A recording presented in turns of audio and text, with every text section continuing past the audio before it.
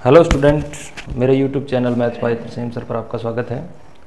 तो कल अपने चक्रीय ग्रुप जो है उसकी डेफिनेशन को देखा था कि चक्रीय ग्रुप क्या होता है, और आज अपने देखने वाले हैं इसकी कुछ इम्पोर्टेंट थ्योरम। जैसे कि इस थ्योरम की अगर हम बात करें तो ये कह रहा है प्रत्येक चक्रीय ग्रुप जो होता है वो आबेली होता है, यानी कि जो साइक्लिक ग्रुप है वो कम्यूटेटिव होगा। तो इसके बारे में हमें बात करनी है कि एक चक्रीय ग्रुप जो है वो आबेली होता है, और हम साथ में ये भी देखेंगे कि क्या कोई आबेली ग्रुप हमेशा चक्रीय होता है या नहीं होता। इसके बारे में भी हम क्या करने वाले हैं, बात करने वाले हैं। तो सबसे पहले हम मान लेते हैं, इसमें माना G जो है वो एक चक्रीय ग्रुप है। क्या है?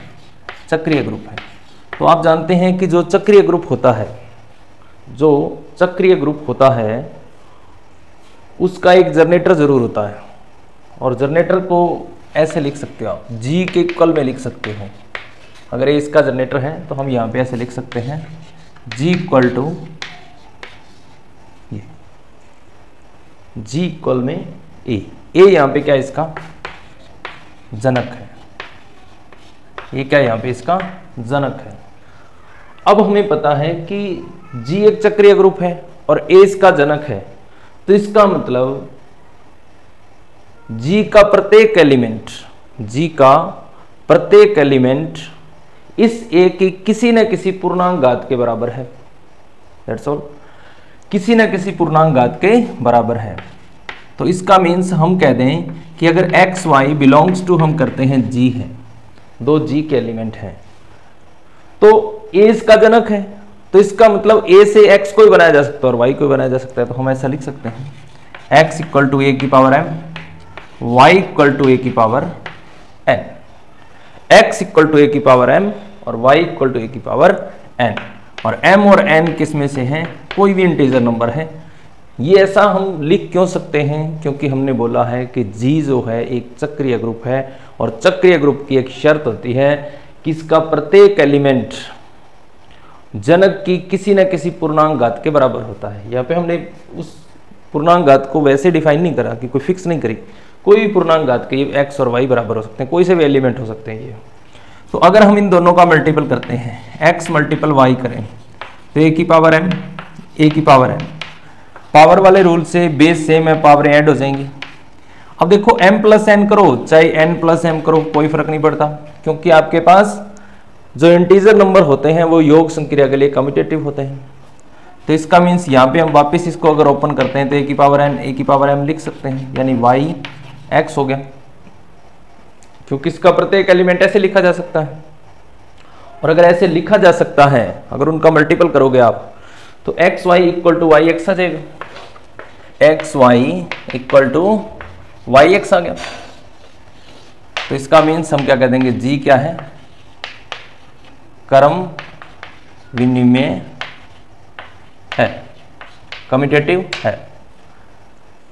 प्रत्येक चक्रीय ग्रुप क्या होता है? आबेली होता है। यानी कि अगर हमें ये पता चल जाता है कि ये चक्रीय ग्रुप है तो हम उसको आबेली ग्रुप कह देंगे।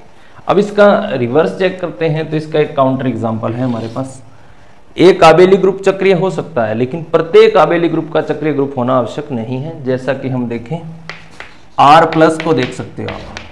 R प्लस जो है एक आबेली ग्रुप है, परंतु चक्रीय नहीं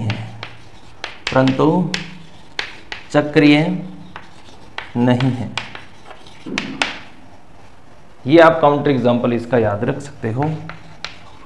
काउंटर एग्जांपल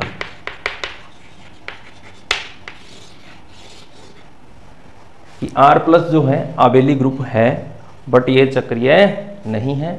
यहां पे हम इसको क्या कर सकते हैं, काउंटर एग्जांपल के रूप में यूज कर सकते हैं कि इसका रिवर्स जो है वो हमेशा सत्य नहीं है। कई बार हो भी सकता है कि जैसे आप इसकी बात कर लो, ये तो काउंटर एग्जांपल। जैसे आप कहोगे कि सर ऐसा ऑलवेज तो नहीं होता। ये देखो Z प्लस जो है, अब Z प्लस क्या है?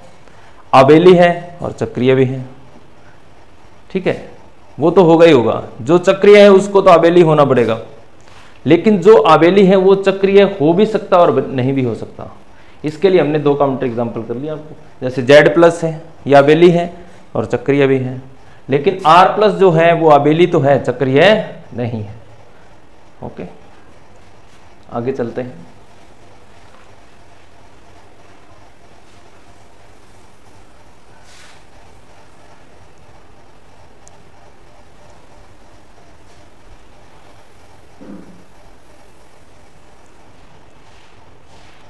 उसके बाद में हमारे पास है कि एक थ्योरम और आज हम करने वाले हैं।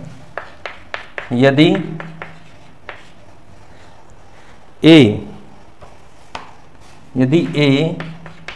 किसी चक्रीय ग्रुप का जनक हो तो A इनवर्स B उसका जनक होता है, भी उसका जनक होता है।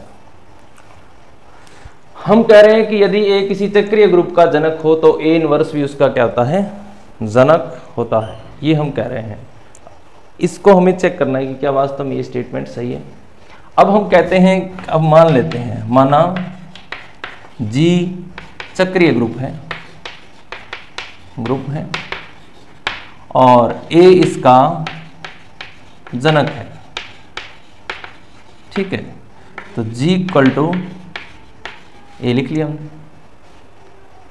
तो इसका मीन्स G का प्रत्येक एलिमेंट इसकी पूर्णांक घात के बराबर होगा, ये मीन्स है चक्रीय ग्रुप का होना, मतलब कि इसका प्रत्येक एलिमेंट x की A की पूर्णांक घात के रूप में लिखा जा सकता है।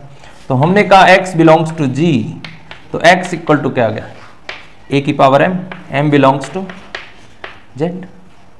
अगर x एलिमेंट है G का और x एलिमेंट G का है और G चक्रीय ग्रुप है और A इसका जनक है, तो x = A की पावर m लिखा जाएगा। तो अगर मैं इसको थोड़ा सा ऐसे लिख दूं, A की पावर -1 की पावर -m, तो क्या ये लिखा जा सकता है? यस, लिख सकते हैं। पावर का रूल है, पावर वाले रूल से हम इसको लिख सकते हैं, A की पावर -1 की होल पावर -m। अब जो -m है वो भी क्या रहेगा, इंटीजर ही रहेगा। तो इसका मतलब ये हम कह सकते हैं, इसको -m को कोई इंटीजर आप मान लो, p मान लो या n मान लो, n belongs to Z। n किसके इक्वल है, -m के, तो A की पावर -1 की पावर n। तो मीन्स हमारे पास क्या हुआ, A इनवर्स भी क्या हो गया, G का जनक हो गया, G का क्या हो गया, जनक हो गया। तो अब यहां से एक स्टेटमेंट हमारे पास जो आई है वो बहुत ही इंपॉर्टेंट है। अगर हमें कभी जनक ढूंढने हो, अगर हमें कभी किसी भी ग्रुप के जनक फाइंड करने हो, तो अगर हम उसके अंदर ये जानते हैं कि ये एलिमेंट इसका इन्वर्स है, तो जनक ढूंढने आपके पास थोड़े से इजी हो जाते हैं, जैसा कि मैं आपको भी बताता हूं। जैसे मेरे पास G एक ग्रुप है, 1 है, -1 है, आइटा है, माइनस आइटा है, मल्टीपल ऑपरेशन है। इसके अंदर हम जानते हैं कि ये इसका क्या है, प्रतिलोम है, ये तो हमें पता है, हमने करा है पहले। आइटा का प्रतिलोम माइनस आइटा है, आइटा का माइनस आइटा है और माइनस आइटा का आइटा है, ये हम अच्छी तरीके से जानते हैं। और -1 का खुद -1 है और 1 का खुद ही 1 है, दशमक वाला। तो अब यहां पे हम इस थ्योरम का यूज कर सकते हैं। हमें पता है कि आइटा क्या है, जनक है। अगर हमने ये चेक करा था पहले, जो फर्स्ट लेक्चर था उसके अंदर हमने ये देखा था कि आइटा जनक है, क्योंकि आइटा से हम इसका एवरी एलिमेंट फाइंड कर सकते हैं, क्रिएट करा जा सकता है पूर्णांक घात करके। तो आइटा इसका जनक है, तो आइटा का प्रतिलोम कौन है, माइनस आइटा है, तो माइनस आइटा भी इसका क्या होगा, जनक है। दोनों ही इसके जनक होंगे। इस थ्योरम का यूज करते हुए हम ये पता लगा सकते हैं। और भी बहुत सारे एग्जांपल हैं, जैसे 1 है, ओमेगा है, ओमेगा स्क्वायर है। अब ओमेगा का प्रतिलोम ओमेगा स्क्वायर है और ओमेगा स्क्वायर का ओमेगा है। अगर ओमेगा जनक हुआ तो ओमेगा स्क्वायर भी जनक होगा। ये भी हम यहाँ से बता सकते हैं कि अगर ओमेगा जनक है तो ओमेगा स्क्वायर भी इसका जनरेटर है। तो ये हम यहाँ से पता कर सकते हैं इस थ्योरम का यूज करते हुए कि अगर हमें कोई कहता है कि किसी ग्रुप का जनक A है तो A इनवर्स उसका जनक होगा। हाँ जी होगा, क्योंकि थ्योरम कहते हैं और हमने इसको प्रूफ करा है अच्छे से। तो इस टाइप से इसके जितने भी क्वेश्चन इस टाइप के जो आएंगे, इन दो थ्योरम को आज अपने करा है, कल हम इसकी नेक्स्ट थ्योरम करेंगे। और चैनल को आप सब्सक्राइब कर लें, शेयर कर दें। बीएससी के जो स्टूडेंट हैं उनसे इसको शेयर करें, जो भी इस जिनके भी सिलेबस में ग्रुप थ्योरी है उसके लिए ये जो वीडियो मैंने बनाया है ये मोस्ट इम्पोर्टेंट है। तो आप कंटिन्यू हमसे जुड़े रहें, ऐसे वीडियो हम बनाते रहेंगे आगे। धन्यवाद।